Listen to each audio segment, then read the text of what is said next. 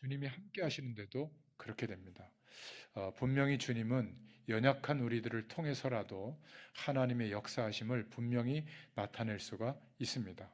지금 예수님께서 천국 복음을 말씀하시는 중에 가장 중요한 얘기를 마태복음 앞에부터 쭉 말씀하시다가 이제 8장, 9장 이렇게 넘어가면서는 구체적으로 우리의 삶의 중요한 기준들을 말씀해 주고 있거든요.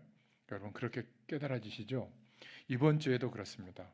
이번 주에 오늘 본문의 말씀을 읽었는데 제목이 기도 제목인 것 같아요.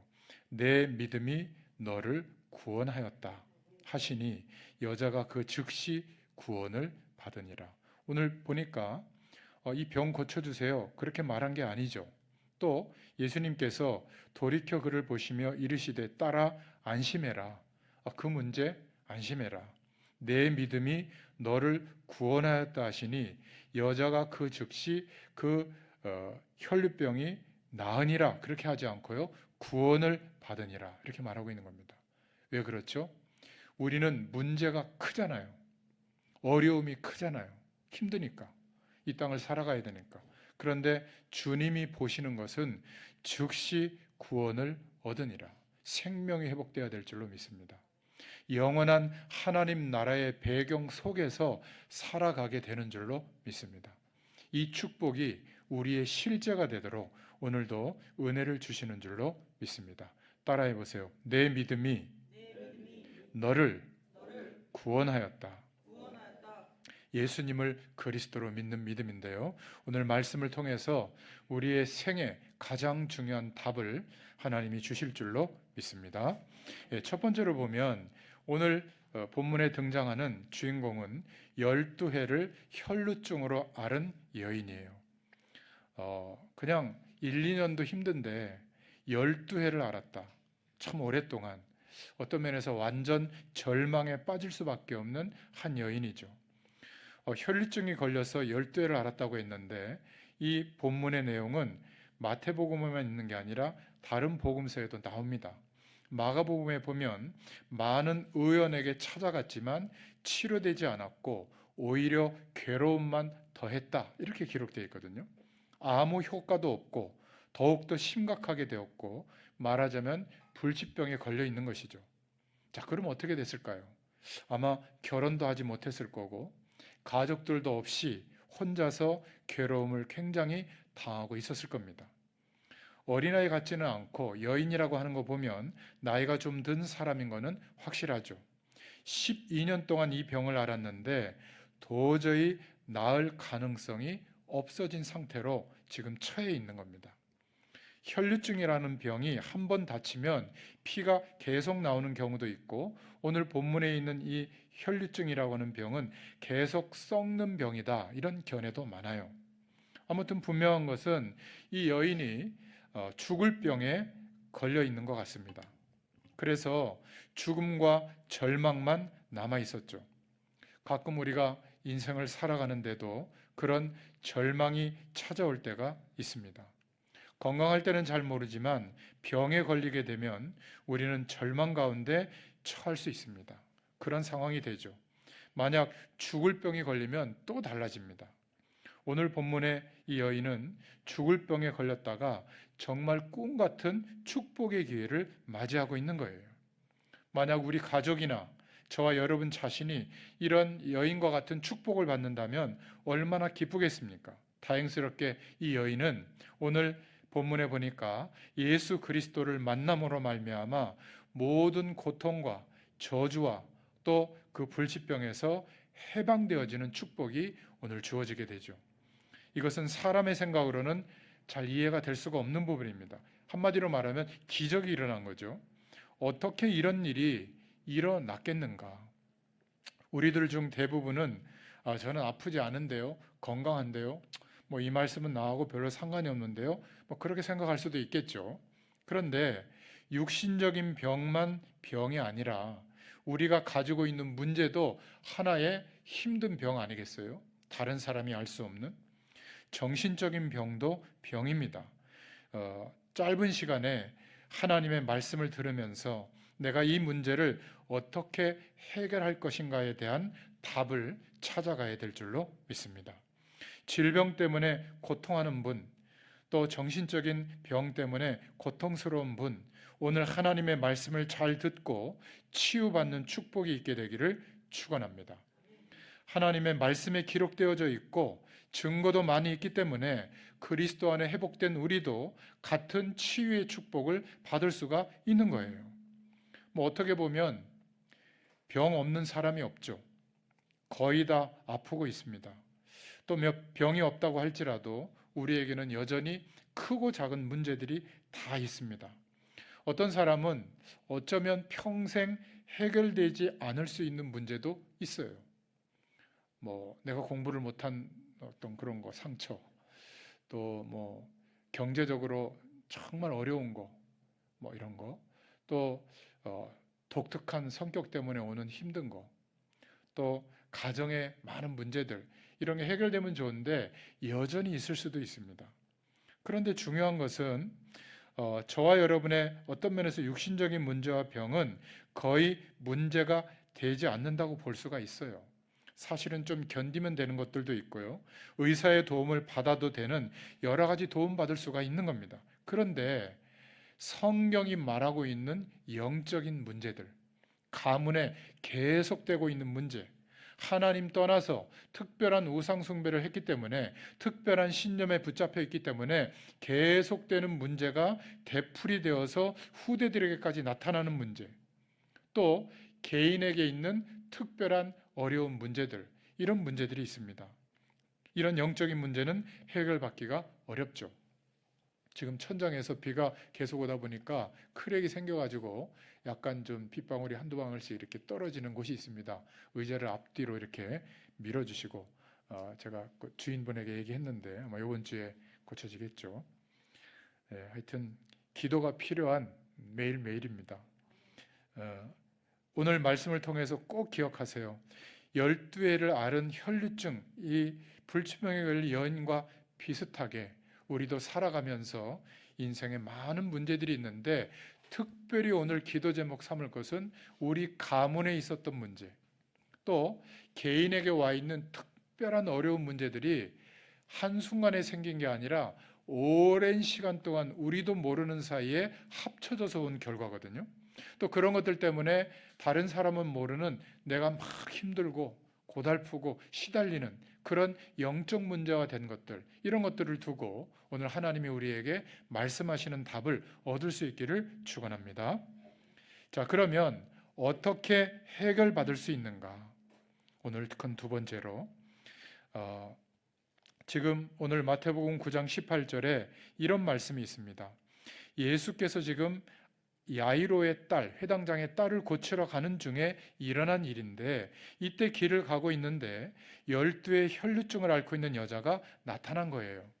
예수님을 보고 고쳐달라고 하지 않고 예수님의 옷자락을 뒤에서 만진 겁니다. 오늘 9장 21절에 보니까 이는 제 마음에 그 겉옷만 만져도 구원을 받겠다 함이라, 이렇게 말하고 있죠. 다행스럽게 마가복음에 마태, 마가, 누가, 요한복음에도 같은 이 여인의 이야기가 나오고 있는데, 마가복음에 보면 조금 더 세밀하게 기록되어져 있습니다. 마가복음 5장 27절에 보면 예수의 소문을 듣고, 이런 내용이 나와요. 그냥 말인 것처럼 보이지만 굉장히 중요한 말입니다. 예수님께서 어떤 분이시다, 예수님을 만나면 어떻게 된다, 이런 소문을 다 들었다는 말이 되거든요. 그냥 내가 병든 게 힘드니까 예수님께 나와서 병 고침 받으려고 나온 정도가 아니라 예수님을 만나면 구원을 얻을 것이다, 우리가 그렇게 기다렸던 메시아, 그분이 예수님 맞구나, 이런 소문을 듣고 예수님께 온 거예요. 이런 답을 갖고 온 겁니다. 대다수의 육신의 어떤 동기를 가지고 온 사람들은 거의 다 그 문제를 해결받는 초월적인 힘이 나타나는 영매 정도로 생각했겠죠. 특별한 선지자 정도로 생각했겠죠. 그런데 이 혈류증 앓은 여인은 예수의 소문을 듣고, 누구신지, 벌써 이스라엘 백성들 사이에 그분이 그리스도가 아닐까? 그분이 메시아가 아닐까? 어떻게 메시아가 아니라면 이런 일을 할 수가 있을까? 소문을 듣고 예수님께 온 겁니다. 여러분, 이것은 컵이구나. 이것은 종이구나. 이거는 우리의 생각입니다. 우리가 의식을 갖고 있기 때문에 의식적으로 알게 되는 것이죠. 그러나 우리가 무의식적으로 알고 있는 것은 더 많습니다. 저와 우리에게 알게 일어나는 일도 많지만 모르게 일어나는 일이 더 많죠. 그러니까 지금 우리 어린아이가 태어나면 조금씩 아이들이 태어나서 자라면서 무엇을 배우게 되잖아요. 그런데 엄마가 이렇게 해야 돼, 저렇게 해야 돼, 이렇게 잔소리 교육으로도 알게 되지만 거의 대부분의 인생의 중요한 것들은 무의식 중에 배웁니다. 뜨겁구나, 차갑구나, 화장실 가서 일을 봐야 되는구나, 또 이렇게 잘하면 잘 대해주는구나, 가만히 보니까 돈이 중요하구나, 사람 사이에 이렇게 하면 문제가 생기는구나, 이런 것들은요 경험하면서 무의식 중에 알게 되는 게 더 많아요. 우리가 지금 가장 힘들다고 생각하는 그런 조건들도 사실 배워서 안 게 아니라 살아가면서 느끼는 게 있을 거예요. 그래서 그 집마다, 그 개인마다 갖게 된 성격이 있고요. 그 개인마다 갖고 있는 인생관이 형성되어지게 된 겁니다. 자, 이게 무슨 말이냐 하면 거의 다 내가 지금 갖고 있는 문제들이 무의식 중에 우리 안에 들어와서 오랜 시간 합쳐져서 형성되어져 있다, 그 말이에요. 어느 날 갑자기 실수해서 온 문제도 있겠지만, 그런데 그 실수조차도 많은 것들이 합쳐져서 실수하는 선택을 하게 된 거예요. 여러분, 저 히말라야 산에 등반하러 가서 왜 죽을까요? 굳이 거기까지. 인생의 많은 이유들이 합쳐져서 거기까지 가서 죽는 사건을 만나게 되는 거거든요. 왜 화산이 터지는 곳에 살고 있을까요? 오랫동안 뭔가 인생이 거기에 묶여 있는 겁니다. 왜 독재 국가에서 태어나서 살까요? 그래서 지금도 어떤 나라에서는 막 총칼로 막 죽거든요. 왜 그럴까요? 인생에 우리도 모르지만 내가 선택해서 된 것이 아닌 뭔가 무의식 중에 우리 인생에 파고든 내용들이 합쳐져서 그런 결과가 왔다. 여러분, 성경이 말하고 있는 진짜 문제는 이런 것들이에요. 내가 가지고 있는 좋은 것도 어느 날 스며들어서 내게 형성이 된 겁니다. 어떤 사람은 보면 저 사람은 참 성실하다, 저 사람은 참 착하다, 이런 것도요 스며드는 거예요, 어느 날. 그래서 어느 날 그런 성격과 인생관이 된 거거든요. 또 안 좋은 것도 나도 모르게 스며드는 겁니다, 무의식 중에.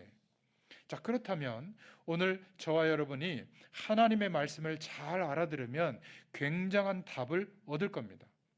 오늘 여기에서 저와 여러분의 문제를 해결하는 답이 나와 있어요.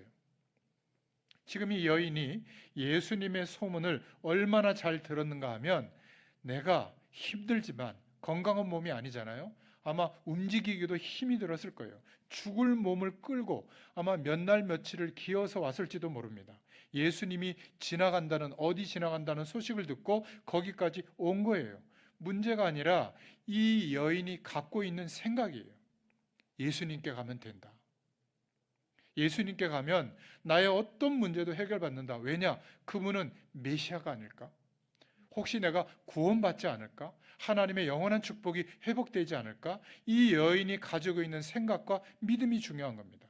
성경 말씀은 이렇게 하면 복받는다를 얘기하는 게 아니에요. 성경에 등장하는 치유받는 모든 사람들의 예는 구원받은 내용입니다. 그 중심에 무엇이 있었는가를 하나님은 우리에게 알려주고 계시는 거예요. 그러니까 내가 와서 예수님을 만나게 되면 당연히 이 문제는 치유받을 수밖에 없다. 왜냐? 그분이 그리스도가 아닐까? 이렇게 믿고 있는 거예요. 이 부분이 너무 중요한 겁니다. 여러분, 주일날 예배 올 때 어떤 생각으로 오십니까? 그게 전부예요. 저희 교회는 그냥 생각으로 못 오세요. 워낙 거리가 멀기 때문에 분명히 오늘 예배당에 함께 예배할 때 하나님이 역사해 주실 것이다. 왜? 나의 그리스도요, 나의 왕으로 그곳에 임하시고 역사하실 것이다. 아마 그것을 믿게 될 겁니다. 믿는 사람들이 예배하게 될 거예요. 저도 그 약속을 믿고 말씀을 준비하고 또 여러분에게 심부름하고 있는 겁니다. 여러분 꼭 기억하세요. 그래서 혹시 많은 문제 가운데 있는 분들, 또 정말 심각한 병든 사람들, 오늘 말씀을 정리해서 계속 한번 들어보세요. 여러분, 어차피 차를 타고 움직일 때가 많잖아요. 제가 일부러 음성 파일도 올려드리는 거예요. 그거는 뭐 아무 데서나 들을 수 있잖아요. 꼭 와이파이 존에 안 들어가도 얼마든지 유튜브에서 들을 수 있습니다. 용량이 차지하지 않으니까. 한번 들어보세요. 들을 때 또 아침에 일어나서 아니면 잠자리에 들기 전에 한번 들어보세요. 조용히 묵상하면서 말씀을 들어보면요, 똑같은 말씀인데 오늘 나의 현장이 바뀌잖아요. 오늘 내가 부딪히는 문제와 어려움들이 또 바뀌잖아요. 또 해결하고 결정해야 될 일들이 바뀌잖아요. 그래서 하나님은 성령으로 내게 말씀하시는 음성이 있어요. 여러분, 이거를 들을 수가 있어야 되는 겁니다. 이것이 신앙생활의 한 단계 넘어서는 시작이에요.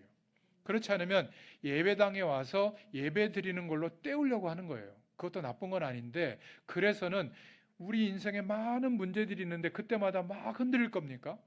또 우리가 함께하는 사람들이 내 기준에 안 맞으면 내 기준에 안 맞는다고 다 버릴 겁니까? 아니잖아요. 내가 그 사람들이 안 맞는 기준하고도 함께 갈 수 있으려면 하나님이 능력으로 역사하시는 축복으로 살아가야 되지 않겠어요? 그럴 수 있는 길은 어디 가서 막 특별히 기도해도 되지만, 여러분에게, 우리에게 주신 이 주일 말씀을 통해서 하나님의 음성을 들을 수 있는 여러분 나름대로의 묵상의 비밀을 꼭 갖기를 바랍니다. 이거는 누구에게 보여주는 게 아니에요. 저는 목회자이기 때문에 어떨 때는 교육적 측면이 있잖아요. 그래서 묵상을 올리는 것이지, 만약에 제가 목회자가 아니라면 굳이 일부러 매일 그렇게 악착같이 안 할 거예요. 어떤 때는 힘들어도 억지로 하는 때도 있거든요. 혹시 포기할까 봐. 단 한 사람이라도 도전이 돼서, 나처럼 도전이 돼서 할 수 있도록 한 문장이라도 말씀을 묵상해서 정리해서 올리다 보면 그것 때문에라도 습관이 되고 영적인 체질이 되거든요. 여러분, 도전해 보세요. 인생 긴 것 같아도 길지 않습니다. 벌써 10월 달이잖아요. 이제 4, 4분기 얼마 남지 않았는데 이 4, 4분기만이라도 여러분 매일매일이 훈련이다 생각하고 한번 도전해 볼 수 있기를 축원합니다. 왜 그래야 되느냐? 여러분, 아까 안 좋은 문제도 스며들어서 무의식에 자리 잡아서 어느 날 합쳐져서 문제로 드러났다고 말씀드리잖아요. 그렇죠? 그러면 하나님의 말씀과 능력도 마찬가지예요. 말씀을 정리해서 계속 묵상하면서 내게 말씀해 주시는 성령의 음성을 들어보세요. 그러면 이게 하루 이틀 쌓여지면서 하나님의 말씀이, 복음이 완전히 내 안에 뿌리 내려지는 때가 있거든요. 언젠지는 몰라요. 그런데 완전히 내 안에 뿌리 내려지는 때 치유돼 버립니다. 이게 성경적 치유의 가장 중요한 거예요. 문제는 있을 수 있고 질병이 있을 수 있는데 그것 때문에 내 인생이 살아가는 리듬이 좌우되지 않아요. 항상 하나님과 동행하는 믿음이 일정합니다. 오히려 조금씩 상승돼요. 그래야 우리의 인생이요, 풍성한 은혜가 계속 누려지면서 누군가를 안내하고 도울 수 있는 상태가 되거든요. 가족들도 마찬가지입니다. 내가 감정 상태가, 삶의 상태가 올라갔다 내려갔다 올라갔다 내려갔다 하는데 어떻게 가족을 위해서 내가 헌신하고 함께 할 수가 있겠어요? 늘 폐만 끼치잖아요. 그런데 하나님의 말씀이, 복음의 능력이 어느 날 내 안에 자리 잡아서 뿌리 내리면 어느 날 더 이상 흔들리지 않은 상태가 와요. 그걸 보고 치유라고 합니다. 여러분, 이 치유의 답을 오늘 꼭 얻을 수 있기를 바랍니다. 포기하지 마세요. 어느 날이에요. 어느 날 합쳐져서 절대적 믿음이 오고요. 어느 날 합쳐져서 하나님이 여시는 세계복음화의 응답의 문이 열리게 될 줄로 믿습니다. 귀신을 쫓아내는 게 문제가 아니에요. 귀신 나가면 또 들어옵니다. 아직 그 사람의 심령의 상태가 비우고 청소하고 노력하고 최선을 다하고 이 중심이거든요. 복음의 말씀이 기준이 딱 돼 있어야 되는데 문제가 오고 그러면 두려워요. 염려가 생겨요. 불안해요. 그러면 또 파고드는 거예요. 또 누구에게 찾아가서 신앙 상담하고 도움받고 그러면 그 다음에 돌아서면 또 우리의 상태가 옛날 스며들어 있던 무의식의 상태가 또 드러나거든요. 그러면 또 실수하는 거예요. 뭐 투자 실수하고 사람 믿지 말아야 되는데 사람 믿다가 또 힘들어지고 또 나도 모르게 어떤 결정을 했는데 그 결정이 참 희한하게 안 좋은 결정이 되고, 또 중요한 일을 감당하는데 하나님이 지혜를 주셔야 되는데 막 그렇지 못하게 되고, 이런 것들이 합쳐지는 겁니다. 이게 누구 때문이 아니에요. 오랫동안 내가 나도 모르게 무의식 속에 그런 선택과 결정이 합쳐진 거예요. 저도 그랬거든요. 왜 이렇게 인생이 힘든가? 왜 이렇게 안 될까? 목회자 되기 전에 청소년직 시절부터 청년 될 때까지 정말 어떻게 해야 될까? 나는 누구며 무엇을 위해서 살아야 될까? 답이 없었어요. 그러니까 길거리 지나가면서 어깨빵을 일부러 했다니까요. 부딪혀서 시비 걸어가지고, 시비 걸으면 이제 그날 좋다, 내 분풀이를 너한테 하자. 그래, 얼마나 나빠요. 지금 보면 제가 넥타이 메고 이러고 있으니까 저 목사님 그렇게 볼지 몰라도 성격 더럽습니다. 제가 아주 인격도 망가져 있었거든요. 그런데 어느 날이에요, 어느 날. 그러다가 하나님의 말씀을 붙잡고, 처음에는 붙잡을 수도 없었어요. 그냥 조금 들어보고 그러다 복음이 부딪혀 왔거든요. 그때부터는 복음의 말씀을 깨닫게 하나님이 인도하시려고 말씀을 묵상하게 돼요. 또 들어보고 또 생각해보고, 그래서 깨닫게 되는 말씀을 적어보고, 적어본 내용을 가지고 오늘 일어날 일, 내가 결정해야 될 힘든 것 또 생각해보고, 그런 것들을 메모하기 시작했어요. 30년 동안. 그러는 중에 어느 날 더 이상 문제가 안 되는 상태가 온 거예요. 저는 지금도 문제가 많습니다. 어려움도 많아요. 그런데 그것이 제 존재 자체를 흔들 수 있는 내용이 안 됐다니까요. 저는 지금도 당뇨 있어요. 고지혈도 있어요. 그래서 조심은 합니다만은 그것 때문에 제 생각이 흐트러지거나 막 건강 염려증이 오거나 그런 적은 없어요. 여러분 그렇게 보이죠? 지금도 뭐 케냐 어디 가야 돼요. 그런데 준비가 다 돼 있냐? 안 돼 있어요. 걱정 안 됩니다. 마지막 날까지 안 되면 어떻게 돼요? 안 가면 돼요. 간다 그러는 거. 일단 비행기표는 끊어놨기 때문에. 여러분 문제될 게 없다니까. 자녀들 문제 많아요. 셋이에요, 셋. 그 문제 때문에 제가 얼마나 힘들었는지 몰라요, 예전에는. 근데 지금은 문제가 안 됩니다. 왜죠? 하나님을 제가 믿게 됐어요. 이게 어느 날 된 것 같지만 저가 어느 날 이렇게 되는지 그 날을 모르면 몰라요. 근데 언제부턴가 제가 걱정이 안 되는 거 있죠. 교회가 시작됐잖아요. 처음에는 시작할 때 누구 예배드리지? 어디 가서 예배드리지? 어떻게 해야지? 지금은 걱정 안 돼요. 왜죠? 하나님을 제가 믿고 있는 거예요. 이 축복을 쓸 때마다, 강단에 쓸 때마다 여러분에게 소개하고 싶은 거예요. 그런데 원리가 뭐냐? 오늘 말씀에 나온 거예요. 무의식에 스며 있는 그 기준이 미안하지만 언제 바뀌는 줄 아세요? 나도 모르는데 내 삶에 하나님의 역사하심이 나타나게 돼 있다니까요. 이거는 속일 수가 없어요.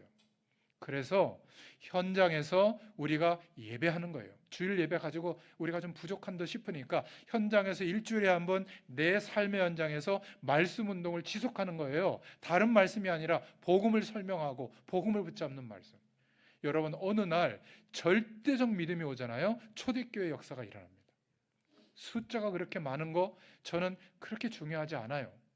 단 한 분만이라도 이 은혜를 오늘 그렇구나라고 아멘으로 받을 수 있기를 축원합니다. 그러면 누구 찾아갈 필요가 없고요. 특별한 메시지, 특별한 어떤 막 영적 체험 그런 것도 주시면 감사하지만 없어도 괜찮아지는 거예요. 내 삶의 환경이 막 부모님도 좋고 막 물질적으로도 풍요하고 막 서로 사랑하고 이런 관계여도 되고, 그렇지 않고 늘 싸우고 막 전쟁 같고 그래도 내 심령에 임한 천국, 이것 때문에 오히려 우리 가정이 결국에는 변화될 줄로 믿습니다. 그래야 예수 믿는 거 아니겠어요? 아니 어디 가서 막 푸닥거리 하듯이 했더니 하나님이 금방 복 주고 그거 안 했더니 문제 주고 그런 하나님이 아니에요. 영원한 축복을 우리에게 주신 줄로 믿습니다. 그래서 말씀 받고 돌아서면 또 힘들잖아요. 괜찮아요. 또 말씀 붙잡으세요. 또 붙잡으세요. 제가 그렇게 30년을 했다니까요. 말씀이 정리되어 있지 않고 지금 복음도 정리되어 있지 않으면 안 됩니다.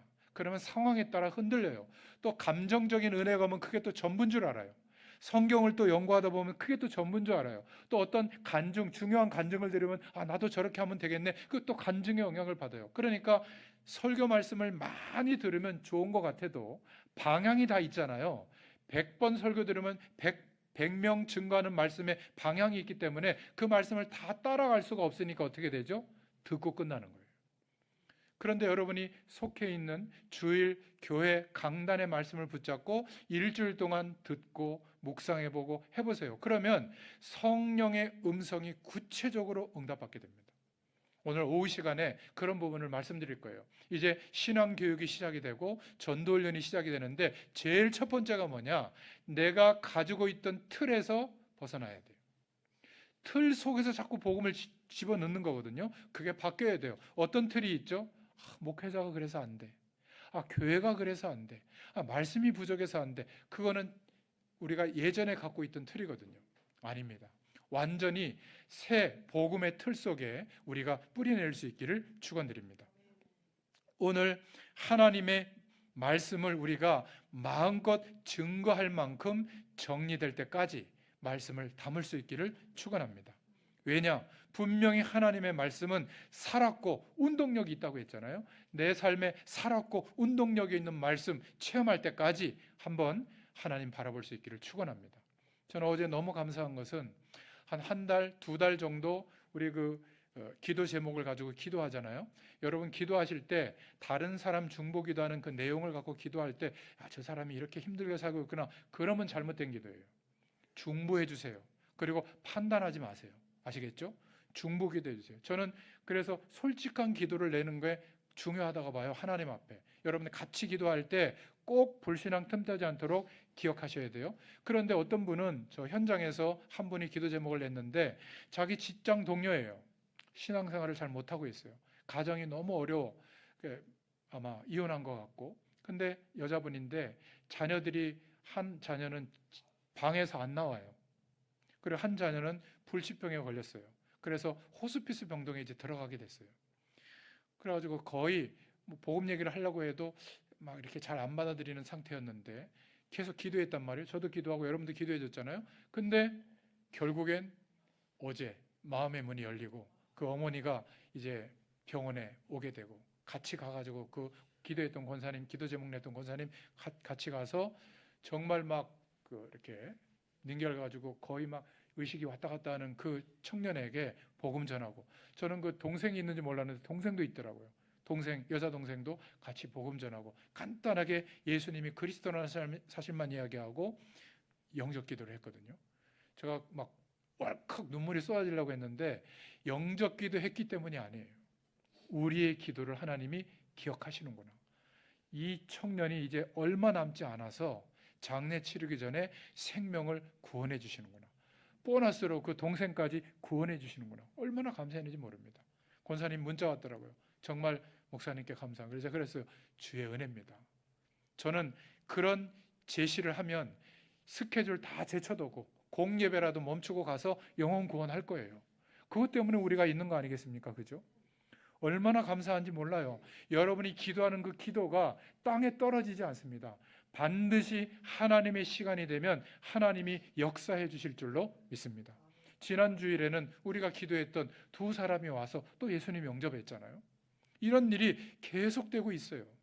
여러분, 이 여인이 혈류병이라는 죽을 병에 걸렸지만 예수님이 어떤 분이시다, 예수님에게 만나면 어떤 일이 일어났다는 것을 다 조사했던 거예요. 그것을 자기 가슴에 품고 얼마나 먼 길을 왔는지 모릅니다. 좌우지간 예수님께 온 거예요. 그것도 야이로라는 회당장 집에 가는 길목에 지키고 있었던 거예요. 얼마만큼 믿음이 좋으냐? 옷만 만져도 나는 나을 것이다. 그리스도를 만나게 될 것이다. 내가 하나님의 아들 예수 그리스도 가까이만 가도 내 문제는 문제가 안 될 것이다. 이런 생각을 갖게 된 거예요. 그래서 예수님의 옷자락을 만진 거예요.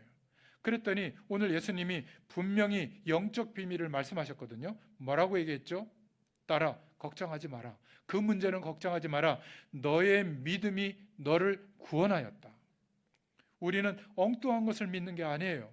내 믿음이 너를 구원하였다. 오늘 여러분이 중대한 문제를 가지고 있다면 말씀이 정리되도록 내 심령에 복음의 말씀으로 정리되어지는 것에 마음의 시간을 두세요. 그게 중요한 거예요. 다른 것은 어차피 우리가 지금까지 지나왔잖아요. 앞으로 조금 더 지나가도 괜찮아요. 견딜만 할 거예요. 힘들어도. 여러분, 말씀이 내 안에 복음의 말씀으로 정리되도록 한번 조금 집중해 보시기 바랍니다. 시간 오래 걸리지 않아요. 그냥 말씀 오늘 적으신 거 있잖아요. 적으시는 수고를 또 덜어드리려고 제가 교재를 정리해서 저기 파일에 넣어놨거든요. 그거 좀 갖고 오셔야 돼요. 그거 보시면서 하십시오. 크게 적어놨습니다. 그거를 보면서 말씀을 듣다가 깨달으면 빈 여백에 또 적으시고 해보세요. 그거를 꾸준히 1년만 해도요 바뀝니다. 어떻게 바뀌는 줄 아세요? 내가 왜 이런 문제 때문에 전에는 자존심 상하고 막 힘들어하고 열등감 느끼고 막 염려하고 걱정했는데 왜 내가 이런 문제가 더 세게 오는데도 괜찮지? 이렇게 될 거예요. 괜찮은 정도가 아니라 내게 있는 기쁨이 훼손되지 않는다는 것을 경험하게 될 겁니다. 내가 육신적으로도 질병 때문에 힘들었는데 어느 날 보니까 질병의 문제도 괜찮아질 거예요. 이게 진짜 치유인 줄로 믿습니다. 특별 작전 기도를 해가지고 그랬더니 특별히 기적이 일어나서 나았다. 이걸 주로 기대하거든요.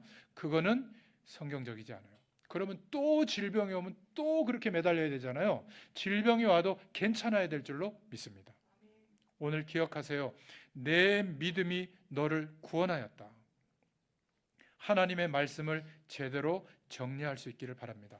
저와 여러분의 진짜 문제는 뭐냐? 무의식 속에 태어나서 지금까지 살아오면서 경험되어졌던 기준이 쌓여 있는 거예요. 이거 없어진 것 같잖아요. 아직 많습니다. 결정적 순간에 나도 모르게 그대로 내 감정이 반응한다니까요. 여러분 화날 때 대부분 그 화의 기준이 뭐죠? 그런 것들이에요. 오늘 막 쌍욕이 나오면서 오늘 임마누엘의 축복이 왜 이렇게 안 내려져? 자존심 상하고 막 이러진 않잖아요. 돈 없어서, 상대적으로 힘들어서, 내가 연약해서. 그렇지 않습니까? 아직도 그런 기준이 가득 있는 거예요. 어느 날이 되면 그런 연약함이 여전히 있는데 상관없게 된다는 거예요. 그리고 나는 쥐뿔도 지금 없잖아요. 그런데 세계복음화 하실 게 믿어지게 돼 있어요. 그 믿어지는 사람을 통해서 하나님이 문을 여신다니까요. 이 믿음은 내가 애써서 나오는 게 아닙니다. 무의식 속에 이 믿음이 자리 잡은 거예요. 여러분 이것을 볼 수 있기를 바랍니다. 교회 오면 성도들끼리 교제하다 보면 실수할 수도 있고 문제도 보이고 또 저를 보면 얼마나 연약한데 문제투성일 거예요. 그런 것이 자리 잡으면 옛날 무의식 속에 있는 기준과 반응하게 돼요. 그럴 필요 없습니다. 저와 여러분이나 똑같아요. 모자라니까 그런 거 보지 마시고 이 교회를 통해서 하나님이 그리스도 되어주시는 축복을 우리에게 어떻게 보여주시는가 이것만 볼 수 있기를 바랍니다. 올 한 해 내년부터는 조금 달라지겠죠. 하나님의 방향을 주실 겁니다. 내 믿음이 너를 구원하였다. 정말로 이 언약을 붙잡고 기도 시작하면 돼요. 그러면 하나님의 역사가 일어나게 되어 있습니다. 자, 그러면 이 사람이 어떻게 낫게 되었는가? 오늘 말씀하고 있잖아요. 소문을 듣고 왔다. 이 말은 그냥 말이 아니에요. 명심해야 됩니다. 하나님의 말씀이기 때문에 분명히 역사가 일어나게 되어 있거든요. 이 사람이 가지고 있는 영적인 문제가 전달되게 되어 있어요. 누군가가 만나서 누군가에게 영향을 받을 때 그 영향 받을 때 그 사람에게 잠재의식 속에 숨겨져 있던 기준도 전달되게 되어 있거든요. 결혼할 때 몰랐던 사람이 만나서 사랑하고 이제 인생을 꿈꾸고 결혼하잖아요. 그런데 뭘 모르는 줄 아세요? 아무리 연애를 해도 그 사람 속에 잠재의식 속에 계속 쌓여왔던 그런 뭔가가 있거든요. 기준들, 어려움들, 또 문제가 드러날 수밖에 없는 내용들이 합쳐져 있어요. 이건 모르는 겁니다. 그런데 예수 생명도 없지, 내가 하나님과 함께하는 축복을 누리는 비밀도 없지. 그런데 살아가면서 이 문제가 이제 부딪힐 거 아니에요. 나도 있고 이 사람도 있고. 부딪히면 어떻게 될까요? 전쟁이에요. 막 자존심 긁고 막 난리가 나거든요. 거기다가 외형적인 가정의 문제까지 들이닥치면 어떻게 될까요? 상상을 초월하는 지옥이 돼버립니다. 여러분 이게 너무나 중요한 거예요. 그런데 예수 그리스도로 충만한 답이 있는 한 사람이 누군가를 만나면 이 사람에게 내가 말을 하거나 친절을 베푸거나 이래서가 아니라 무의식 속에 담겨있는 그 내용이 이 사람에게 전달될까요? 안 될까요? 전달되는 겁니다. 그게 전도예요. 아시겠습니까? 그게 하나님의 역사예요. 그래서 주 예수를 믿으라. 그리하면 너와 내 집이 구원을 얻으리라. 이 말은 그 한 사람이 예수 생명이 어떤 것보다 중요한 기준으로 자리 잡았을 때 그 가족은 구원될 수밖에 없는 거예요. 어떻게 하는 줄 아세요? 생명 걸고 헌신한다니까요. 가족들을 위해서. 생명 걸고 사랑하게 돼 있어요. 나한테 못해도. 아니 그 사랑하는데 누가 그거를 거부하겠어요? 사랑으로 헌신하는데 누가 거부하겠습니까? 이게 우리의 무기예요. 생명 걸고 용서하는데 누가 우리를 싫어하겠어요? 그렇지 않습니까? 생명 걸고 자존심 다 내려놓고 복종하는데 누가 싫어하겠습니까? 여러분 직장에서 만약 이렇게 신앙생활하고 이렇게 직장생활한다 누가 싫어하겠어요? 그 사람을 높일 수밖에 없죠. 저희 사모님이 그런 얘기 하더라고요. 목사님 너무 열심히 성도들을 돕는 거 아니에요? 그럼 성도들이 할 일을 빼앗는 거 아니에요? 그럴 수 있죠. 근데 제가 목회자로서 부족하니까 최선을 다해서 성도들을 돕고 나머지 못하는 것은 하나님이 역사해달라고 기도하는 게 저는 옳은 자세인 것 같아서 이렇게 하고 있다. 사모님에게 얘기했는데요. 여러분이 이것을 그냥 오용해서 내가 할 일을 목사님이 해주니까 내가 편하게 신앙생활하지 그러면 안 됩니다. 여러분도 보고 들은 대로 다른 사람을 도울 때는 꼭 그렇게 하시기 바랍니다. 내가 할 수 있는 한 최선을 다해서 섬기면서 그 다음에 하나님의 시간이 되면 복음으로 심부름할 수 있기를 축원드립니다. 예수님의 영적인 힘이 분명히 전달됩니다. 예수님께 가까이 갔는데 나았잖아요. 옷자락만 만졌는데 나았잖아요. 그거는 예수님이 가지고 있는 힘이, 영적인 힘이 전달이 됐기 때문에 이루어진 일이거든요. 그래서 꼭 여기서 기도해야 됩니다.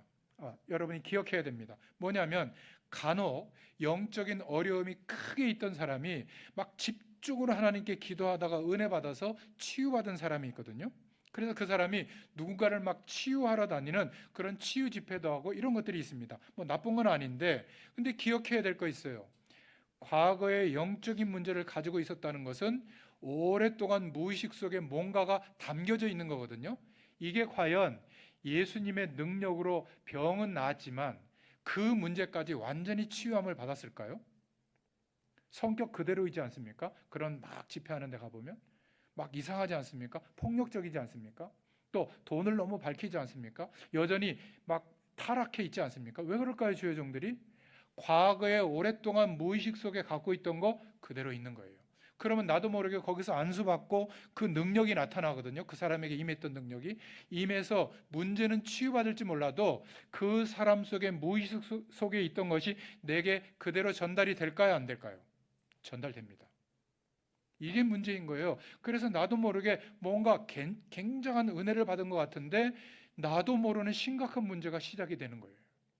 치유함에 있어서 굉장히 중요한 부분을 오늘 깨달을 수 있도록 주님이 우리에게 알게 해주시는 줄로 믿습니다.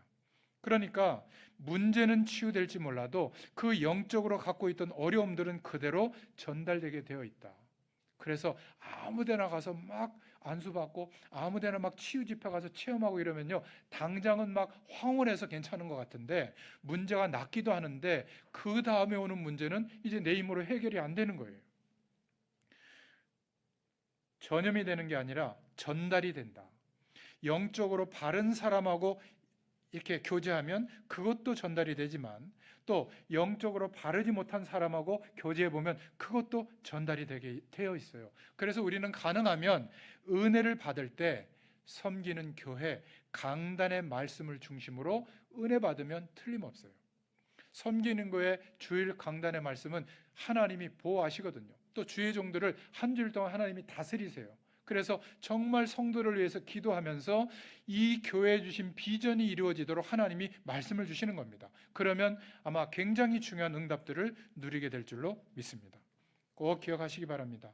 모르고 아무데 나가서나 막 기도받고 그러는데 그러면 우리의 영적인 상태가 이것저것이 들어와서 잡탕이 될 가능성이 많아요. 그러니까 어떤 분들은 보면 굉장히 신앙생활 잘하는 것 같은데 혼미하죠. 교회와 함께 하는 게 잘 안 돼요. 예전에 선교단체에서 80년대 90년대 막 부흥이 일어났을 때가 있거든요. 거기에 참여한 분들이 정말 신실하고 좋았어요. 그런데 교회에 들어오면 신앙생활이 안 되는 거예요. 왜냐하면 교회는 어려운 사람도 많고 목회자도 부족하고 그런 영적인 분위기도 좀 약하고 그렇거든요. 그러니까 뭔가 내가 체험했던 그런 분위기가 안 맞으니까 아무리 신앙생활 오래 한 분들도 교회 속에서 뿌리를 내리지 못하고 결국은 선교단체로 가서 거기서 주일 예배를 드리더라고요. 뭐 저는 그게 옳다 그르다를 떠나서 그럴 수 있구나, 제가 오랫동안 고민하면서 생각해 봤거든요. 제가 이렇게 말씀 심부름을 해보면 정말 좋은 교회라고 생각하는 교회도 있고, 제가 봐도, 목회자인 제가 봐도 저 교회는 정말 힘들겠다, 이런 교회가 있거든요. 극단적인 얘기는 하지만 여기에 권사님하고 제가 도와드렸을 때가 있어요. 한 현장에서. 신기한 것은 여기에 권사님은 제가 봐도 그 목사님 훌륭하고 설교 말씀도 좋은데 늘 힘들어해요. 교회 때문에. 이분은 교회를 떠나도 제가 10번 떠나라고 권유할 만한 교회인데 막 불건전 신비주의에다가 목사님이 돈을 이상하게 쓰시고 인격도 막 무너져 있고 그런 교회예요. 근데 강단의 말씀을 붙잡고 응답받아요. 이게 뭘까? 제가 처음에 이해가 안 됐거든요. 그거구나. 결국은 이분은 그 영적 상태가 하나님의 말씀이 자리 잡은 거예요. 그러니까 목사님의 말씀을 액면 그대로 듣는 게 아니라 그 속에 기도하면서 성령께서 내게 말씀하시는 것을 기대하니까 성령이 그 말씀을 주시는 거예요. 응답받았다고 간증하는데 이 사람은 그 훌륭한 교회에서 불신하는 거예요. 목사님 흉보고 교회 흉보고 자기 인생의 힘든 일을 늘 얘기하는 겁니다. 그때 제가 현장에서 깨달았어요.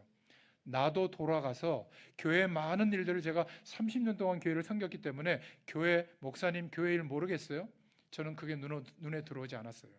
물론 불신앙할 때도 가끔 있었지만 강단의 말씀을 중심으로 묵상하는데 제 삶이 회복된 줄로 믿습니다. 저는 이 은혜가 임하기를 축원합니다. 예수님의 영적인 힘이 전달되었다는 것. 그래서 우리도 이 사실을 기억할 수 있기를 축원합니다. 오늘 결론이에요. 2가지를 꼭 기억하시고 한번 실천해 보시기 바랍니다. 오늘 말씀의 중요한 원리를 이해하시고, 우리도 모르는 사이에 태어나서 살아오면서 저는 어머니 뱃속부터 모태신앙인이었고 교회 속에서 자랐는데 복음의 가치가 뿌리 내리지 않았기 때문에 종교적인 열심, 종교적인 틀, 이게 아직도 있거든요. 또 세상의 기준이 더 크게 내 속에 있거든요. 그것이 어느 날 말씀이 계속 뿌리 내리는 중에 사라졌어요. 그것이 그렇게 제게 중요하지 않아요. 그래서 제가 하는 대표적인 말이 뭐냐면 괜찮아요. 제가 누가 이렇게 어려움을 얘기할 때 괜찮습니다, 이런 얘기를 나도 모르게 하거든요. 저는 정말 괜찮아요. 왜? 하나님이 함께 하시는데. 예수 그리스도의 약속이 제게 있기 때문에 믿고 기도하면 하나님이 넘어서게 하거나 해결하시거나 둘 중에 하나 해주시거든요. 확인했기 때문에. 여러분에게도 그 은혜가 있게 되기를 축원합니다. 그래서 주일 말씀을 받은 것을 가지고 일주일 내내 묵상해 보세요. 특히 내 힘으로 안 되는 영적인 문제화 되어져 있는 어려움들이 있는 분들은, 치유받을 분들은 다른 길이 없어요. 말씀을 묵상해 보세요. 내 안에 담는 시간을 꼭 가져보세요. 그리고 2번째입니다. 여러분이 교회 주보를 그냥 어디 가방에 넣어놓고 하지 말고 가지고 가셔서 책상 앞에, 여러분 식탁 앞에 딱 두고 매일 주보를 읽어보세요. 우리 주보에는 말씀도 있고요, 기도 제목도 있고요, 교회 방향도 있고요, 중요한 것들이 많이 담겨져 있습니다. 말씀을 들을 때도 주보를 딱 꺼내놓고 한번 들어보세요. 그리고 광고를 한 번 더 읽어보세요. 기도로 참여할 거, 몸으로 참여할 거, 물질로 참여할 게 나오거든요. 안 그러면 개인적인 신앙생활을 자유롭게 하다 끝나요. 교회에 주신 비전이 내 삶의 응답으로 주시기를 하나님이 원하시거든요. 그게 설교 말씀이고, 2번째는 광고예요. 꼭 주보를 가지고 인도받아 보시기를 바랍니다. 우리 가문에 영적인 문제가 너무 많고 가정이 깨어지고 이런 집이 있는데, 그러면 복음이 제대로 후대들에게 전달이 안 되는 것이잖아요. 너무나 안타까운 겁니다. 어릴 때부터 영적인 영향이 가는데 부부가 같이 살면서 잘 안 맞을 때도 있습니다. 그런데 이게 아까도 얘기했지만 언제부터 왔는가 하면 어릴 적부터 나도 모르는 사이에 와 있는 거예요. 더욱 중요한 것은 본인이 몰라요. 그런 거를 이야기하면 기분 나빠해요. 저도 기분 나빠하는 대목이 있거든요. 저희 사모님이 얘기해 줄 때 갱신해야 되는데 기분 나쁜 게 확 올라올 때가 있어요. 그게 나도 모르게 그 어렸을 때부터 뭔가 있는 거예요. 제가 기도하면서 돌이켜보면 이것 때문이구나. 제가 반성도 하고 기도도 하고 고치려고 합니다. 여러분도 꼭 그렇게 할 수 있기를 바랍니다. 안 그러면요, 누가 그런 부분을 이야기했을 때 기분 나쁜 게 먼저 올라오면서 다툼이 생겨요. 그리고 본인도 모르는 사이에 병화되어진 거예요. 병적인 문제로 되어진 거기 때문에 말씀이 역사해야만 해결되는 겁니다. 특히 자존심, 상처받은 거, 결핍돼 있던 거, 어딘가에 막 나도 모르게 중독된 만큼 막 이렇게 집중돼 있는 거 있잖아요. 그 뭐라고 그래야 되죠? 이렇게 하여튼 안 하면 안 되는 거, 그런 거에서 벗어나는 걸 아무리 못 벗어납니다. 각인돼 있는 거거든요. 말씀이 내 안에 자리 잡아서 어느 날 그런 것이 안 해도 될 만한 상태가 되면 끝나버리는 거예요. 여러분 그렇지 않습니까? 저도 막 방황할 때 술, 담배 다 했거든요. 막 그냥 다 한 게 아니라 폐결핵 걸려서 군대에서 쫓겨나올 만큼 심각한 몸 상태가 됐는데 어느 날 안 해도 되는 상태가 됐어요. 말씀이 자리 잡으니까. 여러분 그거를 막 금하려고 막 도박하는 거 금하려고 아무리 안 해보세요. 되나? 어느 날 시시해지고 어느 날 경멸스러울 정도로 싫어져요. 너무 간단하지 않습니까? 저는 그게 몰랐어요. 어느 날이 아니라 말씀이 내 안에 담겨져서 기준되는 그 시간이 오게 될 줄로 믿습니다. 난 아직도 그게 잘 안 된다. 아직 공사 중이에요. 여러분 공사장에 가서 낙심하면 되겠어요? 이 앞에 오다 보면 아파트 짓고 있잖아요. 이제 기초에서 올라오거든요. 기초를 몇 년 판 것 같아요. 근데 몇 년 기초 팔 때 실망해가지고 아이 공사 집어쳐 이러면 되겠습니까? 분명히 높은 건물 들었을 겁니다. 그렇죠? 설계도가 있고 건물이 들어설 것을 믿는 사람은 어떻게 하죠? 기다리는 겁니다. 여러분 말씀을 우리의 중심에 담을 수 있기를 축원합니다. 내가 가진 문제가 하루 이틀 된 것이 아니라 몇십 년 살아온 만큼 우리 안에 무의식 속에 쌓여 있다가 매사에 결정하고 판단하고 해석할 때 느낄 때 드러나는 기준이 된다. 여러분 이거를 기억하셔야 돼요. 물론 그래도 됩니다. 하나님은 고칠 능력이 있어요. 죽기 전에는 고쳐주시겠죠. 영원한 천국으로. 그러나 살아갈 때 고통스럽습니다. 오늘 주의 말씀을 붙잡고 기도한다면 하나님이 주시는 오늘 불치병에 걸려있던 여인이 치유받은 것처럼 우리에게 해결되지 않은 그 어떤 문제라도 하나님은 치유해 주실 줄로 믿습니다. 이 축복을 누리시는 또 한 주간 되시기를 축원합니다. 하나님 감사합니다. 오늘도 주의 말씀을 통하여 천국 복음을 깨닫게 하심을 감사합니다. 우리의 깊이 숨겨져 있던 그러한 어려움들도 주의 말씀으로 치유하시고 능력으로 치유하시며 증인된 삶을 살도록 역사하여 주시옵소서. 성령으로 인도하실 줄로 믿습니다. 감사드리며 예수님의 이름으로 기도드렸습니다. 아멘.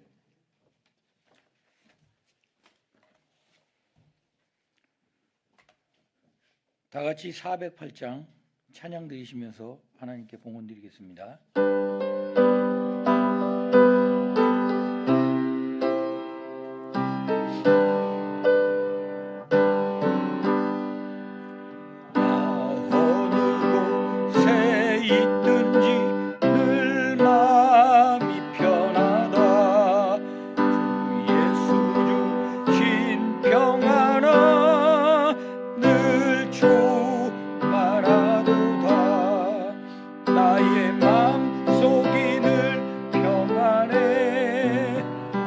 나의 마음속이 늘